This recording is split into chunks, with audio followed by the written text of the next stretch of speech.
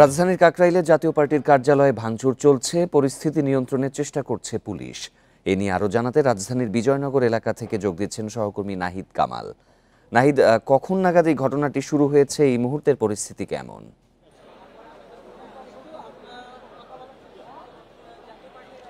জি, আসলে গতকালকের ঘটনার জেরে গণ অধিকার পরিষদের সভাপতি নুরুল হক নূর তার উপর যেই হামলার ঘটনা ঘটেছে এবং এরপরে তিনি গুরুতর আহত অবস্থায় যেহেতু হাসপাতালে চিকিৎসাধীন আছেন, সেই প্রেক্ষিতে আজকে কিন্তু গণ অধিকার পরিষদের নেতাকর্মীরা একটি বিক্ষোভ মিছিলের আয়োজন করে এবং বিক্ষোভ সমাবেশের আয়োজন করে মূলত তাদের কার্যালয়ের সামনে। এর পরপরই মূলত সন্ধ্যা নাগাদ তাদের সমাবেশ শেষে তারা একটি বিক্ষোভ মিছিল বের করে এবং সেই বিক্ষোভ মিছিলটি ঠিক আজকে সন্ধ্যা 6টা 20 মিনিটের পর হচ্ছে জাতীয় পার্টির কার্যালয়ের সামনাসামনি যখন আসে, এরপরে কিন্তু তারা বিক্ষোভ মিছিল থেকে আমরা যেটা জানতে পেরেছি, সেখান থেকে বেশ কিছু নেতাকর্মীরা জাতীয় পার্টির কার্যালয়ে ঘিরে তারা উত্তপ্ত পরিস্থিতি তৈরি হয় এবং আমরা দেখেছি ভাঙচুর চালাতেও দেখা যায়। জাতীয় পার্টির যেই প্রধান ফটক রয়েছে, ফটকের মধ্যে কিন্তু তারা বিভিন্ন স্লোগান দিতে থাকে এবং জাতীয় পার্টি নিষিদ্ধ এবং তাদের কার্যালয়ের বিভিন্ন অংশ ভাঙচুর করতে দেখা গেছে। এই মুহূর্তে আসলে পরিস্থিতি কিছুটা থমথমে।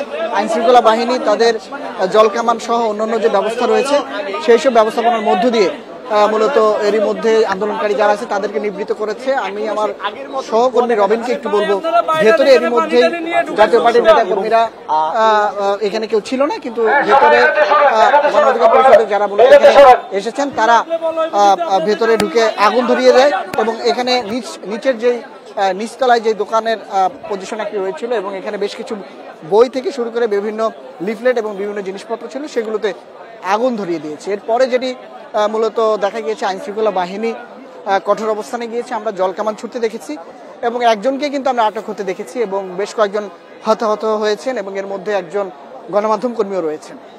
তিনি একটি অনলাইন গণমাধ্যমে কাজ করেন বলে আমরা জানতে পেরেছি।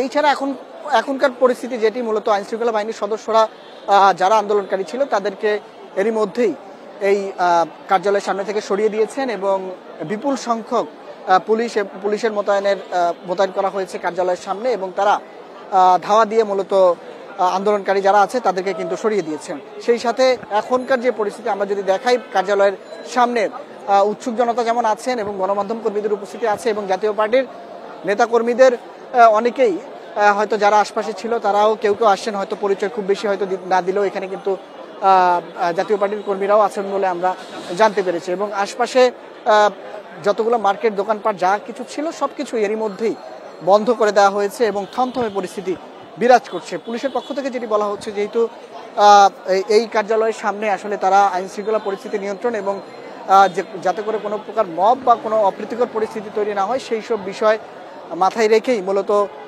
তারা এরই মধ্যেই তাদের যে নিয়ন্ত্রণ কার্যক্রম সেটি কিন্তু চালাচ্ছেন। সবকিছু মিলিয়ে এখনকার যে পরিস্থিতি, কিছুক্ষণ আগে জলকামান এবং পুলিশের লাঠিচার্জ সহ সাউন্ড গ্রেনেড মারতেও আমরা দেখেছি। এরপরে কিন্তু আসলে নেতাকর্মীরা এখান থেকে সরে যায়। এখনকার পরিস্থিতি কিছুটা থমথমে এবং পুলিশ এবং আইনশৃঙ্খলা বাহিনীর বিভিন্ন সদস্যরা এখানে কিন্তু পরিস্থিতি নিয়ন্ত্রণে এখনো মোতায়েন আছে। এই ছিল জাতীয় পার্টির কার্যালয়ের সামনে থেকে আমার কাছে সর্বশেষ। রাজধানীর বিজয়নগর থেকে জানাচ্ছিলেন সহকর্মী নাহিদ কামাল। গণ অধিকার পরিষদের সভাপতি নুরুল হক নূরের ওপর হামলার ঘটনায় বিভিন্ন জেলায় সড়ক অবরোধ ও বিক্ষোভ করেছেন দলের নেতাকর্মীরা। সড়কে টায়ার জ্বালিয়ে অবরোধে ঢাকা চট্টগ্রাম মহাসড়কে দেখা দেয় যানজট। হামলায় জড়িতদের দ্রুত শাস্তির আওতায় আনার দাবি জানান তারা। শনিবার সকালে চট্টগ্রাম নগরীর ২ নম্বর গেট এলাকায় বীর চট্টলার বিপ্লবী ছাত্র জনতার ব্যানারে জড়ো হন বিক্ষুব্ধরা। সড়কে টায়ার জ্বালিয়ে অবরোধ করেন তারা। তাদের অভিযোগ, নুরুল হক নূরের উপর হামলার মাধ্যমে ফ্যাসিবাদকে পুনর্বাসনের স্বপ্ন দেখছে একটি পক্ষ। গণ অধিকার পরিষদের সভাপতির উপর হামলার প্রতিবাদে ঢাকা রাজশাহী মহাসড়ক অবরোধ করেন রাজশাহী বিশ্ববিদ্যালয়ের ফ্যাসিবাদ বিরোধী ছাত্ররা। এ সময় মহাসড়কে দেখা দেয় তীব্র যানজট। অবরোধকারীরা নূরের উপর হামলায় জড়িতদের দ্রুত চিহ্নিত করে আইনের আওতায় আনার দাবি জানান। একটা স্বাধীন দেশের চিত্র কখন এরকম হতে পারে? একটা আজকের নূর তো আজকে হঠাৎ করে উঠে আসেনি। ভারতের মেটিকুলাস ডিজাইনে আওয়ামী ফ্যাসিবাদকে জাতীয় পার্টি এবং অন্যান্য পার্টির উপরে ভর করে ফিরিয়ে আনার চেষ্টা করছে। বরিশালে বিক্ষোভ মিছিল করেছে গণ অধিকার পরিষদ। শনিবার দুপুরে জেলার কেন্দ্রীয় শহীদ মিনার থেকে নেতাকর্মীদের মিছিল বিভিন্ন সড়ক ঘুরে অশ্বিনী কুমার হলের সামনে গিয়ে শেষ হয়। পরে সংক্ষিপ্ত সমাবেশে গণ অধিকার পরিষদের সভাপতির উপর হামলায় তীব্র নিন্দা জানান বক্তারা। নূর ভাইয়ের উপরে হামলা হয়েছে গতকালকে, ন্যাক্কারজনক এবং নির্মম হামলা। এই হামলার আমরা প্রতিবাদ জানাই। আমরা চাই অবিলম্বে যারা এই হামলার সাথে জড়িত তাদেরকে আইনের আওতায় এনে 24 ঘন্টার তাদের গ্রেপ্তার করা হোক। এদিকে এই নৃশংস হামলার প্রতিবাদে কুমিল্লায় ঢাকা চট্টগ্রাম মহাসড়কে টায়ার জ্বালিয়ে বিক্ষোভ করে গণ অধিকার পরিষদের নেতাকর্মীরা। পরে প্রশাসনের হস্তক্ষেপে আধা ঘন্টা পর অবরোধ তুলে নেয় তারা। এছাড়া রাজশাহী সোনা মসজিদ স্থলবন্দর মহাসড়কেও হয় অবরোধ। বগুড়া, পঞ্চগড়, দিনাজপুর, সিরাজগঞ্জ সহ বিভিন্ন জেলায় সড়ক অবরোধ ও বিক্ষোভ মিছিল করেছে গণ অধিকার পরিষদের নেতাকর্মীরা। Independent news. গণ অধিকার পরিষদের সভাপতি নুরুল হক নূরের ওপর হামলার ঘটনায় বিচার বিভাগীয় তদন্ত কমিটি গঠন করা হয়েছে বলে জানিয়েছেন প্রধান উপদেষ্টার প্রেস সচিব শফিকুল আলম। বিকেলে প্রধান উপদেষ্টার বাসভবন যমুনার সামনে এক সংবাদ সম্মেলনে একথা জানান তিনি। বলেন, নূর ও তার দলের জন্য আহত সদস্যদের সর্বোচ্চ চিকিৎসা নিশ্চিতে ঢাকা মেডিকেল কলেজ হাসপাতালের চিকিৎসকদের নির্দেশনা দেয়া হয়েছে। উন্নত চিকিৎসার প্রয়োজন হলে বিদেশে পাঠানোর কথাও জানান তিনি। এ সময় বলেন, হামলার ঘটনার পূর্ণাঙ্গ নিরপেক্ষ তদন্ত সর্বোচ্চ গুরুত্ব দিয়ে করা হবে। ফেব্রুয়ারির প্রথমার্ধে জাতীয় নির্বাচন অনুষ্ঠিত হবে উল্লেখ করে প্রেস সচিব বলেন, কোনো ষড়যন্ত্রেই এটি পেছাতে পারবে না। এছাড়া সমসাময়িক রাজনৈতিক বিষয়ে কাল বিএনপি, জামায়াত ও এনসিপির সাথে বৈঠক করবেন প্রধান উপদেষ্টা।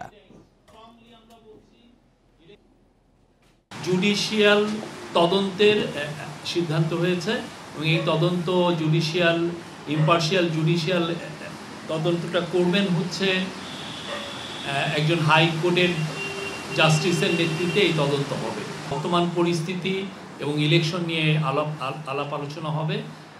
আগামীকাল 3টার সময় বিএনপির সাথে মিটিং আছে, 4:30টায় জামাত এবং সন্ধ্যা 6টায় এনসিপি। সবার জন্য নিরাপদ বাংলাদেশ গড়ে তুলতে আগামী নির্বাচনে ক্ষুদ্র জাতিগোষ্ঠীর সক্রিয় সমর্থন ও সহযোগিতা চেয়েছেন বিএনপির ভারপ্রাপ্ত চেয়ারম্যান তারেক রহমান। শনিবার বিকেলে ময়মনসিংহে ক্ষুদ্র জনগোষ্ঠীর প্রতিনিধি সমাবেশে লন্ডন থেকে ভার্চুয়ালি যুক্ত হয়ে এই সমর্থন চান তিনি। ময়মনসিংহে টাউন হলে এই সমাবেশের আয়োজন করে জাতীয়তাবাদী ক্ষুদ্র জাতিগোষ্ঠী দল। তারেক রহমান বলেন, দেশের সব জনগোষ্ঠীকে নিয়ে অন্তর্ভুক্তিমূলক নিরাপদ বাংলাদেশ গড়তে চায় বিএনপি। আগামীতে জাতীয় সংসদ সহ দেশের সব গুরুত্বপূর্ণ প্রতিষ্ঠানে ক্ষুদ্র জাতিগোষ্ঠীর প্রতিনিধি রাখার পরিকল্পনা রয়েছে বিএনপির।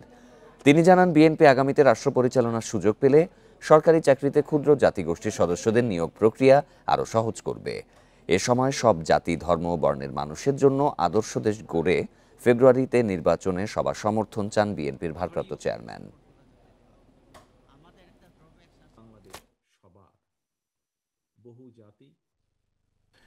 পাহাড়ি অঞ্চলে কিংবা সমতলে বসবাসকারী প্রত্যেকটি জনগোষ্ঠী নিজের এবং নিজ দেশের স্বার্থ সম্পর্কে যদি সচেতন থাকে, তাহলে অবশ্যই কোনো অপশক্তি বিভ্রান্তি সৃষ্টির সুযোগ নিতে পারবে না। দল, মত, ধর্ম, বর্ণ, গোত্র, গোষ্ঠী নির্বিশেষে সবার জন্য একটি নিরাপদ বাংলাদেশ প্রতিষ্ঠার জন্য আসন্ন জাতীয় নির্বাচনে বাংলাদেশ জাতীয়তাবাদী দল বিএনপি আপনাদের সক্রিয় সমর্থন এবং সহযোগিতা চায়।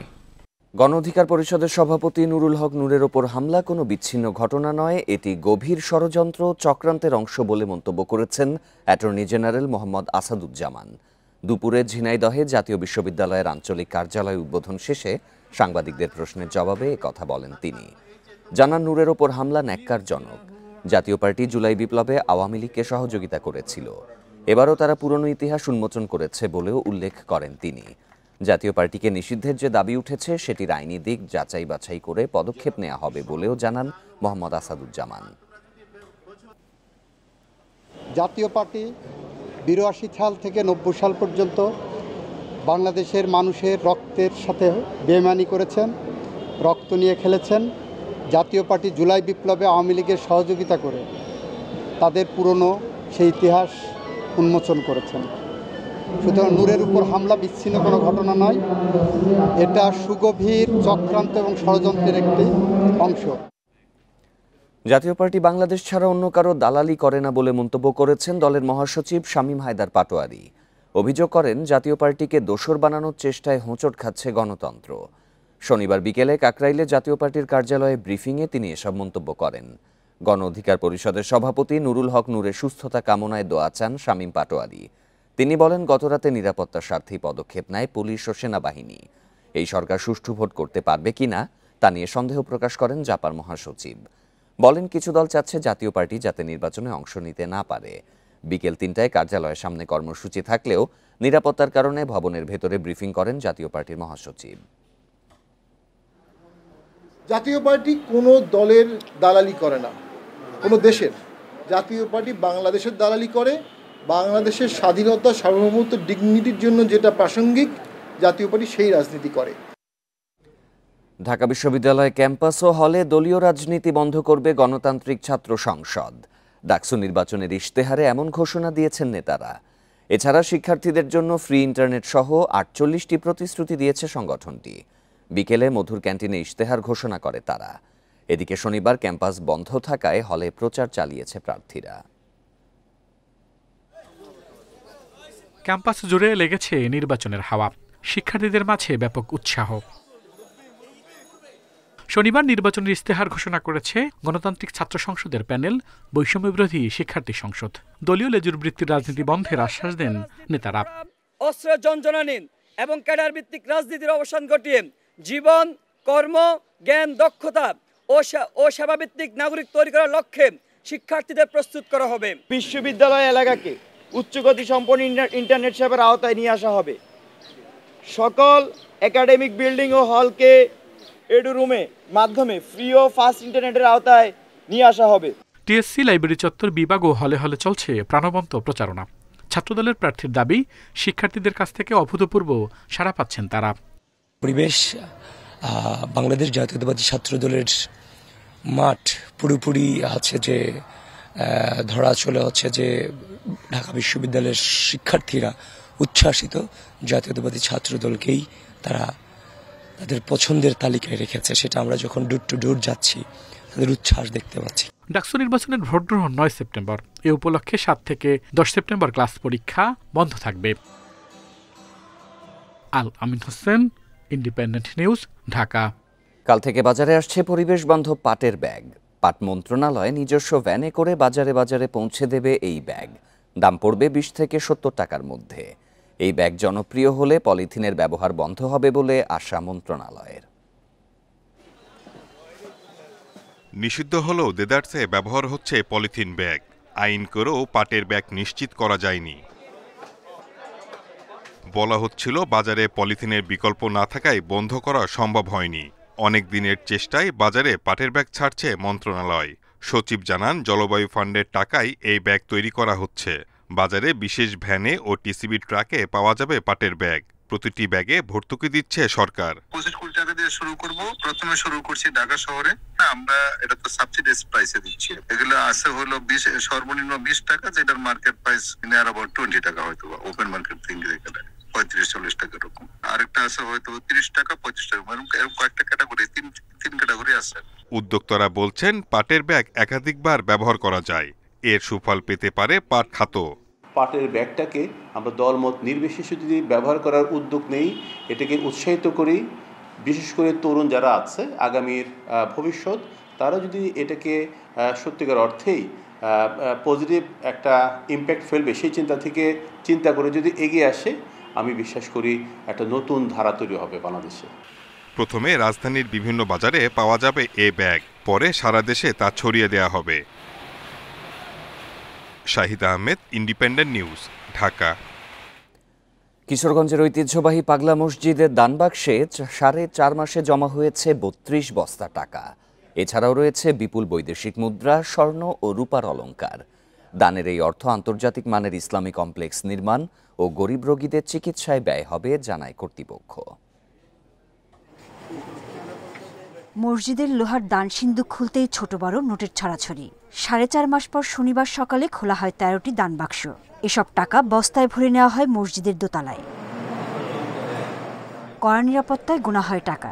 এতে অংশ নেন প্রায় 250 মাদ্রাসা ছাত্র শিক্ষক ও 70 জন ব্যাংক কর্মকর্তা। 32 বস্তার টাকা ছাড়াও রয়েছে বিপুল পরিমাণ বৈদেশিক মুদ্রা, স্বর্ণ ও রূপার অলংকার। আমার মনে একটা খুব ইচ্ছা ছিল এবার আসছি, আসার পরে দিয়ে আমি একটা দান করছি, আল্লাহর রহমতে আমি একটু অনেক ফল পাইছি। আমি চাঁদপুর শহর থেকে আমি এখানে আসছি। এই মসজিদ আমার এক জোড়া কবুতর মানুষ মানত করা ছিল, আজকে দিছি, মনের আশা পূর্ণ হয়েছে। এর জন্য প্রায় কোটি টাকা জমা হয় আর কি, স্বর্ণ অলংকার, টাকা পয়সা। বর্তমানে মসজিদের ব্যাংক অ্যাকাউন্টে প্রায় 100 কোটি টাকা জমা হয়েছে, যা দিয়ে আন্তর্জাতিক মানের দৃষ্টিনন্দন ইসলামিক কমপ্লেক্স নির্মাণ কাজ শুরু হয়েছে। মূলত আমরা আমাদের কিশোরগঞ্জে যারা জটিল দুরারোগ্য রোগে আক্রান্ত আছেন তাদের চিকিৎসার জন্য এর একটি লভ্যাংশ ব্যয় হয়। এছাড়া আমাদের এই মসজিদটি পরিচালনার জন্য যে যারা কর্মকর্তা কর্মচারী আছেন তাদের বেতন এবং ভাতার জন্য ব্যয় হয়। আনসার সদস্যদের জন্য কিছু ব্যয় হয়। পাগলা মসজিদের সঠিক নিয়তে মানত করলে রোগবালাই দূর ও মনোবাসনা পূর্ণ হয়, এমন বিশ্বাস থেকে সব ধর্মের মানুষ টাকা, অলংকার, গরু, ছাগল সহ বিভিন্ন সামগ্রী দান করেন। Independent news. এই ছিল সংবাদ সন্ধ্যায়। আরও জানতে চোখ রাখুন ফেসবুক, ইউটিউব এবং এক্সে। ধন্যবাদ সবাইকে।